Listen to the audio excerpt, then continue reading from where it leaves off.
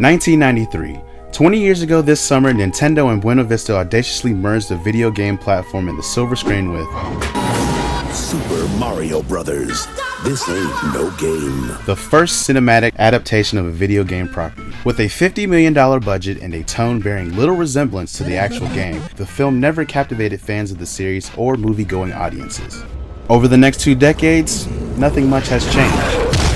It's no secret that video game adaptations have had a rough history on the silver screen. Out of over 30 major motion pictures based on video game properties that have come out since Super Mario Bros., so far none have amassed a fresh Rotten Tomato rating. In fact, the highest rated movie based on a game is 2001's Final Fantasy: The Spirit Within. Oh my god. And that only had 44%. So it begs the question, why? Well, there are many number of reasons and everyone has their own opinion. We have our own feelings, and while failures of the past offer lessons for the future, this video is strictly about the road ahead. So here's our case for why audiences and studios alike should be excited for a second chance. With the market growing as fast as the technology, video games have had to advance their ability in telling compelling stories, especially in a time full of rich media on every platform competing for an audience. Just as a plumber jumping on mushrooms with a big leap from 2 rectangles and a ball, developers have been competing with the spectacle of blockbusters and the stories of HBO in an ever-expanding canvas. And you know what? It's working. Compare the Cormac McCarthy-esque The Last of Us and the Mark Forster epic thriller World War Z. Most audiences and gamers found one as viably compelling and rich as the other. In fact, many found The Last of Us to be a stronger narrative. Story is important. More and more developers are hiring A-list screenwriters such as Academy Award-winning Stephen Gaghan, who just penned the next Call of Duty. A win for Hollywood would be to do the exact opposite. Why not merge the creative team of the video game and the filmmakers for the movie project in order to unify a property as opposed to simply licensing the property without any input from the creators? What? It was obvious! Just take a look at the renowned developer Valve and their Team Fortress 2 short films. Tell me these aren't as good as anything coming out of Pixar. Top developers have been coding this idea in the past few years. Rockstar teamed with acclaimed filmmaker John Hillcoat to make an excellent Red Dead Redemption short.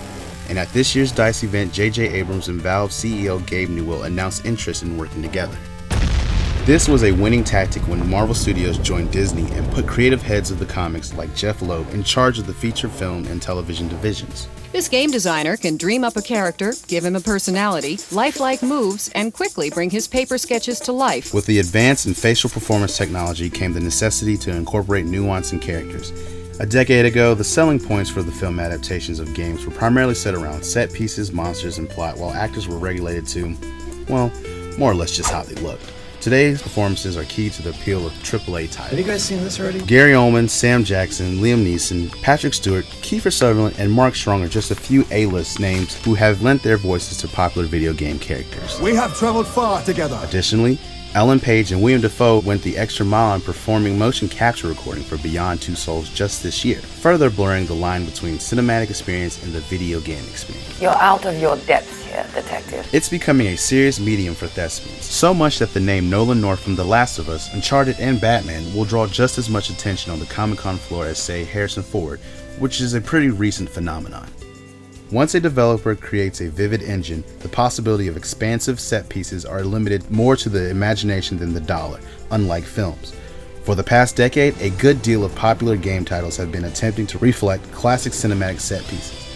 From Scarface and Heat and Grand Theft Auto to Uncharted's dazzling Indiana Jones-like presentation, video games typically gained appeal and nostalgia reconstruction of blockbusters.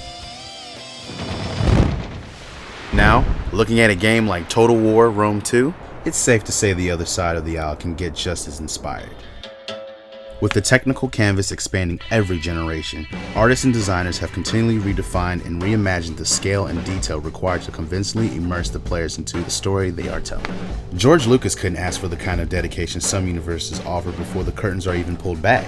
Duncan Jones, the award-winning filmmaker behind Moon, said World of Warcraft's immersive universe is what first attracted him to sci-fi and fantasy as a kid. Just as Star Wars inspired innovative genre filmmakers of the past few decades when they were kids, the innovative filmmakers of today and tomorrow likely spend some time becoming the world's first superpower in Total War Rome 2, defeating the Combine of Half-Life 2, or slaying dragons in Skyrim at the peak of their creative development. In short, we're at the stage where people making these movies are the ones who grew up with the medium when it ceased to simply be distracting hobbies and truly became a respectable art form and storytelling platform. Nintendo has announced it has sold its 1 billionth video game cartridge. 211 million Americans play video games. It's also surprisingly more diverse than people would imagine. Women 18 or older represent a significantly greater portion of the game-playing population than boys 17 or younger.